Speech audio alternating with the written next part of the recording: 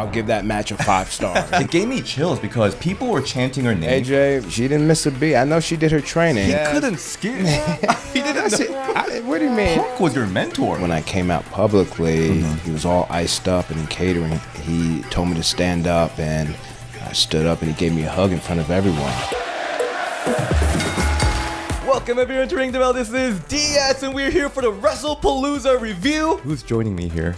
Mr. No Days Off is in the house, baby. This is a moment that we've been all waiting for a long time. The first openly gay WWE wrestler. Of course, you know him as Darren Young, and now he's a sensei of New Japan Pro Wrestling. I happen to move to where he is, so so this is the perfect opportunity for us to do this review together. You had me do some homework. You had me watch Wrestlepalooza. You know, I'm a fan first. At the end of the day, I watch everything. Heavily watching my students' matches that they give me. I'm watching New Japan Pro Wrestling. Wrestlepalooza, you gave me homework, and I made sure that I did it. You know, I was a little worried that he's going to body slam me for giving me homework, but I was like, this is a perfect PLE for him to review. I'm off the clock now. I'm a gentle giant, and you're going to just see that. I wouldn't be against being body slammed by Where's the waiver at? Nope.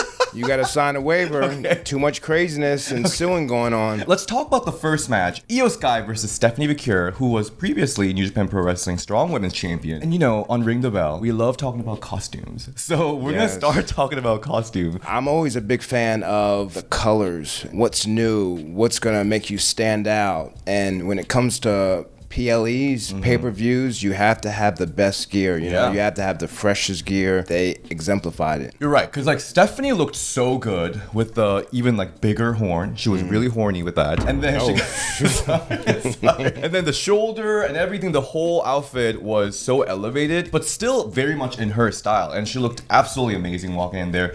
IYO looks cool all the time, I feel like. So many cool colors. You know, they're in perfect spots. WWE really does it the best from experience. I was just in Santiago, Chile, where Stephanie is from, and I just kept hearing a lot of the fans and the wrestlers, you know, Stephanie's from here. And some of the best wrestling is in Santiago, Chile. I had to ask you, this didn't seem like a regular like WWE match. Would you agree with that? Yeah, you're right. You know, there's a such thing as a match having good silence and bad silence. You know, there was actually good silence because the fans were watching. They put in some time in the ring, you know, and it's very important to have time to tell that story in the ring. They really told it. They started off slow, and they definitely picked up the pace, you know, at the end. If I'm going to give a 5-star, I'll give that match a 5-star, you know, but who the heck am I? One move really sticks out to me in this match. Freaking dragon screw?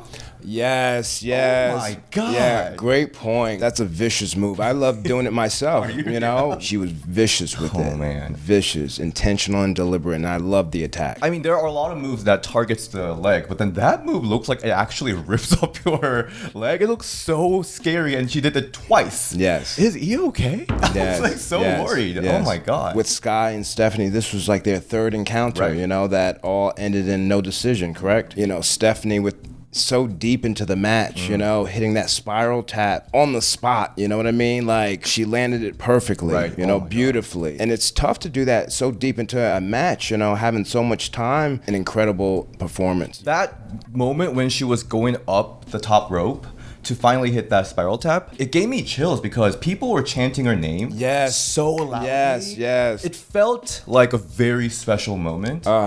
Yeah, I got chills. It's all about having the people in the palm of your hands, you know? Having the people in the palm of your hand and listening to them, you've done your job, you've done your work, and I've been in a lot of positions like that, and that means that the people are following along, you know? They are invested. I was talking earlier about good silence and bad silence. Good silence, they're watching. And I think that match got several This Is Awesome chants. Right. I believe 2. I mean, I did my homework. But I'm watching everything, how the crowd's reacting, what the commentators are saying. So important. Like, my mind is going 100 miles an hour. I love that you're like in the whole professor mode right now. Like that. Stop it. You're with the glasses, with the shirt. Hey, don't make fun of me. No, I'm not. That's really cool. Yeah, because I was pretty sure that IYO was gonna win because Stephanie just got called up like a couple months ago. So I was like, oh, there's no way she's winning the top championship already. But then the moment that people were chanting her name like that, I was like, there's no way she's not gonna win. And then when she hit that, it was just electric. It almost gave me like that Trish versus Lita main event vibe where like Lita had to win there. Yes. It was that special. But I gotta ask you about the most over move in wrestling right now. The Devil's Kiss. Oh, yes. You need something to get the people behind you. And that's one of them, the Devil's Kiss, you know? I love it. That's nonstop. Whenever she's even teasing it, people go feral. They're like, oh my God. I mean, they should be chanting CTE, because wow, the pounding that the skull takes. But I'm not trying to make a joke about that. CTE, but serious stuff. She also did it with Rhea Ripley in NXT recently, and people were just like losing their mind. But then that move, it's kind of funny because I think Booker T had a lot to do with making that move over. Have you listened to him ever react to that move? Why? What does he do? He's just like, oh. It's like, dude, Booker, are you okay? He's an OG, so he can do whatever he wants, you know. I've changed with him in the locker room many years, you know, so he's an OG. He can do whatever he wants. Yeah, I knew Stephanie was the real deal, her working with New Japan Pro Wrestling. I believe she might have won or lost the title to Julia. Both women are incredible. WWE scooped them up from New Japan, but, you know, you make a name for yourself in New Japan, you get some experience, and you gotta move on to that global stage, and nobody does it better than WWE. Yeah, and then WWE really believes in her. She got the top title of the whole division, which is huge, especially someone so new. I think it's really moving too that this match was between two international superstars who doesn't necessarily have the perfect English, but I'm ESL myself. We've heard this thing like, if you're not fluent, you'll never be successful in WWE, but these two women are proving it wrong. I can only speak from experience. Growing up, I had a speech impediment growing up. For the longest time in my career, I was afraid to speak. I was doing wrestling promos like this to deepen my voice and sound more masculine. Yeah. I had to do that in the military too. I was like, oh yeah, you had to do that? Yeah. I was a drill instructor. Oh. Can you believe that? It's wow. wild. It's wild past lives. But no, that's good. That's good. I didn't know that. But yeah, I would have to do wrestling interviews, deepen my voice to sound more masculine. But your English is better than mine. You know multiple languages, I'm sure. I just know one. I try to work on some Japanese. At 41, I really try to be mindful of working on Japanese a little bit, you know? I'm not the sharpest knife in the drawer, but I try, you know? So if I have to say, like, my name is Fred Rosser in Japanese, how do you say it? I would say, Watashi no name wa Mr. No Days Off Fred Rosser. Okay. And I've said that to a few Japanese people, and they say, oh, very good. I don't know, but I'm trying. Sugoi. Yeah. Oh, so what does that mean? Sugoi means good, right? Okay. I don't know. I have very limited Japanese from animations and some porn, but just kidding. Just kidding. Oh, dear. Anyway.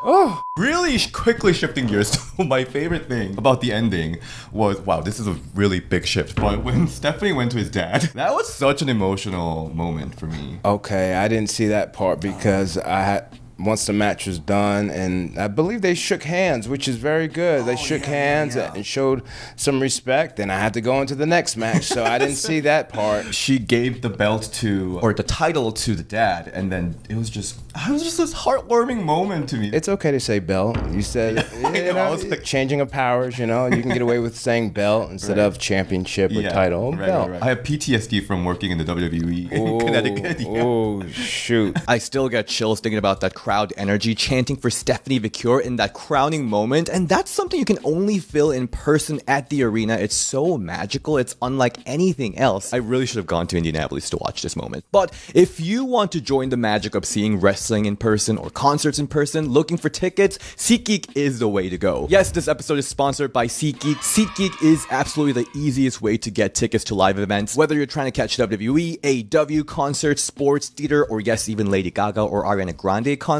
SeatGeek has your back. So yeah, I've been on SeatGeek a lot lately because Lady Gaga's coming back to LA February for Mayhem Tour. She's coming back. I'm scrolling to find the best deal, and what's really great about it is that it breaks down every deal for you. Every ticket gets a score from 1 to 10, so you're not out here guessing. Green means good, red means maybe lurk around a little bit more. I'm like scrolling to find the best seat. So there's some amazing score 10 seats there. Honestly, this is really good. And here's the best part. I got a deal for you. I've got a special code just for you guys. Use Use Ring the Bell 10 and it'll get you 10% off your next order. So take your phone, open the SeatGeek app, and add code Ring the Bell 10 to your account. What are you waiting for? Let's light it up. But let's move to second match. And let me tell you why Fred is the perfect person to review this match. Yes. Because Punk was your mentor in NXT. Punk was my mentor in NXT at a time where we were very busy on the road. We didn't say much to each other. He was a little rough around the edges. And I'll just be honest with you, I don't think he was a big fan of me. Oh, okay. But fast forward to August 2013 when I came out publicly, he was one of the first people in catering at the Staples Center to come up to me. I remember after his match with Brock Lesnar, he was all iced up, and in catering, he told me to stand up, and I stood up and he gave me a hug in front of everyone. And he said, if you have any issues with anyone in the locker room, you know, you come up to me. So it's crazy how he was my pro on NXT, Straight Edge Society. Yeah. I didn't think he liked me. We didn't say much to one another.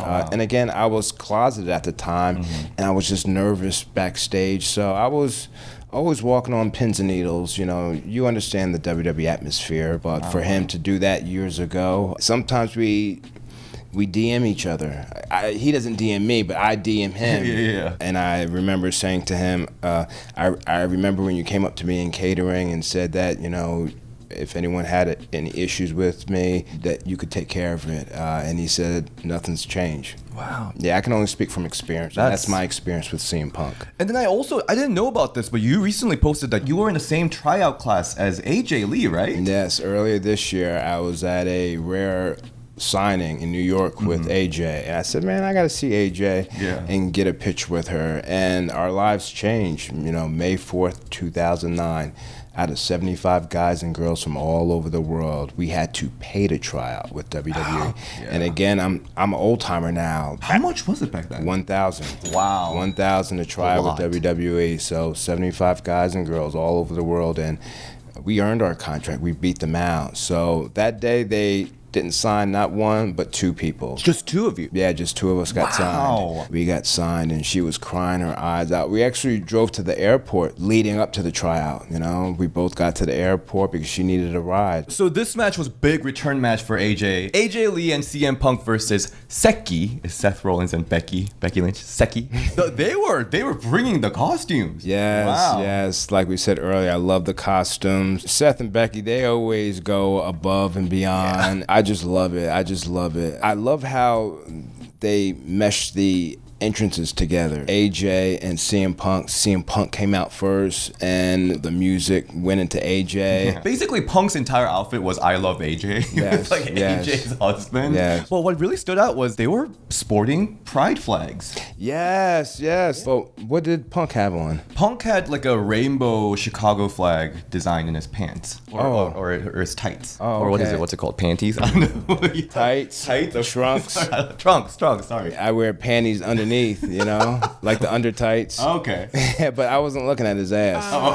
So I didn't even notice that, but I was noticing the soles of AJ Lee's sneakers. Yeah. And apparently Becky and Seth, they were wearing the suicide prevention colors too. Oh, really? So I didn't know that. Rapping some message. So it was like a very message-filled That's match. amazing. Yeah. So this match was so fun, I thought. Yes, they told a beautiful story, especially with the evading in the beginning. Like, man, like you're like, what the hell, you know? Is AJ ever gonna get in there? And then the fireworks after a while just exploded. Because this was 30-minute match, and for like at least 10 minutes, AJ was not getting in. We were like, they are edging me so hard. What's happening? I was like, when is this gonna happen? Finally, it happened. That's too funny. But AJ looked amazing. What did you think? Yeah, no, AJ, wow. Like, that's all I can say is wow. I mean, she's got the abs. Like tornado DDT, the sliced bread, the kicks were all like sharp. Sharp. She didn't miss a beat. I know she did her training, you know. She's got to do her training. You just can't get in the ring after how many years? 10 years? 10 years, yeah. Yeah, you can't just up and get in the ring, you have to train and put in the work, you know. But she didn't miss a beat, and she's still so young too, like so young, and so many storylines. You know, I think a couple of weeks of her, there was a video of her signing a contract. What is the contract? Is it long term or short term? Multi-year. That's amazing. Yeah. You know, she's a writer of her own story, literally. There are so many fun things that happen with the couples mixing it up, like the double like sharpshooter. Yes. Like there were a lot of sharpshooters in this match. AJ Lee, after that incredible table spot, Oh my god, yeah. at the very, very end, put out Punk, put out Seth, and then Becky threw AJ in and tried to put her away into the octopus stretch, and beautiful tap out, and the people were there for it. Yeah. No, it was cool because we all heard about AJ's like health problem, and that's one of the reasons why she couldn't return to wrestling. I wasn't sure how far she would go, but that table was just beautifully breaking. I think we all knew that AJ wasn't gonna lose, right? But at that moment when she had that table spot, and then when Becky was trying to hit that manhandle slam, I was like, wait a minute, will she actually lose? That thought came in for a second, but then a beautiful reversal into the Black Widow. Yes. There has been some criticism online. Here we go. That Becky wasn't really selling it. She wasn't like bowing down enough.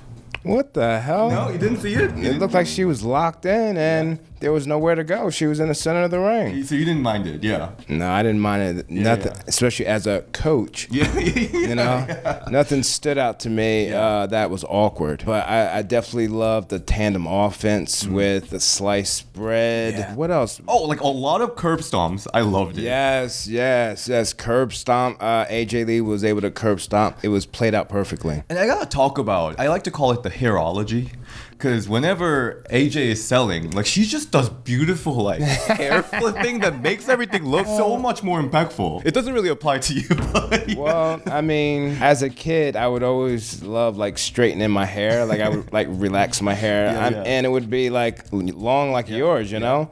Even when I had the spiky hair, if I got it wet, it would get in my eyes, and I could throw it back, you know. So I always loved that visual. Yeah, whip it around. Whip it around, but keep the hair out of your eyes because I need to see the eyes. Vince McMahon would always say, all here. Yeah. You know, I want to see your face. And that's what I really liked about everyone in this match, but especially Becky and AJ. AJ was keep bringing that crazy face. Oh, yes. She's so good at that. Yeah. Yeah, I mean, she's got me in the gym doing crazy faces. She's got me in the gym skipping. I'm a grown man. I'm 41 years old. I say, I don't care. I do what I want. I'm a big guy. I want to skip, you know, just like my girl AJ. You know what was really funny, though? Seth was doing the taunt, the skip. Yes, He couldn't skip. He didn't know. What do you mean? I thought it was a perfect skip. Was it? Yeah, I thought it was. No, you gotta watch it. The man does not know how to skip. I was like, this man never skipped in his life ever. I thought it was a good Seth skip. His signature skip. Yeah, that's his signature skip. He's trying to be different. You know, I think this must have been a really fun for all four of them involved because, like, I think couples just like doing this match together. See, it seemed like everyone has a lot of fun. I mean, would you ever want to be in a ring with your significant other if given the opportunity? Oh, absolutely. Because whoever I'm with, they're gonna be a stud in the ring. They're gonna be a stud, and That's your type. Yes. Maybe it'll happen someday. I thought this match was really, really fun. Super entertaining. It was the entertainment in WWE. That too, but I'm glad that they were given time, you know, tell that story. You know, it takes time when Seth is skipping around AJ. It takes time when, you know, double submissions and stuff like that. So they were able to tell that story beautifully, and the crowd was with it. And it's cool for AJ because she's from the era where the divas were getting like 5 minutes, 3 minutes, and she got 30 minutes here. So like, good for you, AJ. Yes. Yeah, well, things are gonna change when you come back, you know. Well, so that was our Wrestlepalooza review. Like you really brought the knowledge, the fact. I didn't bring any knowledge. I hope I did. Lately, you've been the sensei of New Japan. Yeah, we have the Nogi Dojo in Tokyo, Japan, and we have the LA Dojo here in America. The last 2.5 years, I've been coaching and trying to lead by example. I was appointed head coach by Rocky Romero. Not because of who I am, but my work ethic. Yeah, because you're Mr. No Days Off. Mr. No Days Off, yes. Mr. No Days Off, and you're early to everything. He was 1 hour early to this filming, too. Yes. I was like, wait, you're already here? Yeah. Call me the sensei, but I tell the students I'm like African-American Mr. Miyagi. So I'm not going to yell at you. I'm going to be like that gay coach or that gay friend that you don't you probably don't have and say, look, honey, you need to work on your strikes, sweetheart. And as a coach, I will say that. And the students laugh, you know, because I'm being honest. Coaching and being able to still be active on a major level is so near and dear to me. I still have a lot left to offer in this business. You're not going to pull the plug on me and tell me it's over. For sure. So I'm still going to keep representing. It's been about like 12 years since you came out in that TMZ interview. For queer wrestlers, how do you feel like it changed since the day you came out? The representation is there, and I'm not the first and I'm not the last, but I am someone that paved the way. And you know, you have Anthony Bowens doing his thing, you know, more representation the better, I constantly say. So again, I'm not the first, I'm not the last, but I think we're making great strides. One of my favorite storyline though is your coconut tree. your coconut tree with Tamina.